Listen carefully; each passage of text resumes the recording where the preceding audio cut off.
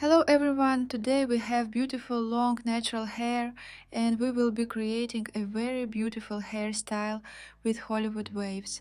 However, we will not be using the standard method, but rather the classic ribbon curling technique with a curling iron. Before curling, I use Osis Flatliner Heat Protectant. It helps nourish the hair and makes it slightly denser, which is useful in case of high humidity on the day of the event. The thing is, if your client dries their hair with a blow dryer in the morning on their wedding day and accidentally over dries it, such hair may not hold the curl well. This does not mean that we do not allow our clients to wash their hair in the morning before we arrive.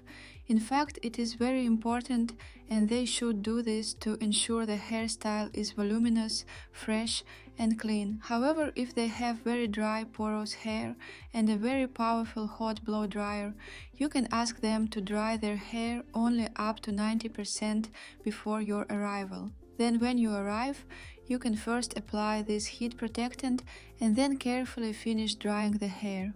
If the hair is extremely dry and porous and you do not nourish it properly, it will absorb all the moisture from the surrounding air and may straighten very quickly. We also need to be extremely careful when using heat protectants on natural heavy hair.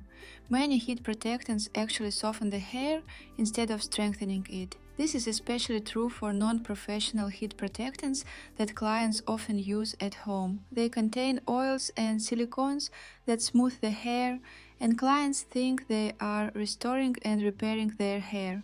Unfortunately, this is not true. Moreover, on the wedding day, this effect can cause problems for us as professionals. We need to strengthen such hair and, if possible, make it more resilient, rather than soften it even further. So check your heat protectant. What exactly are you using in your work?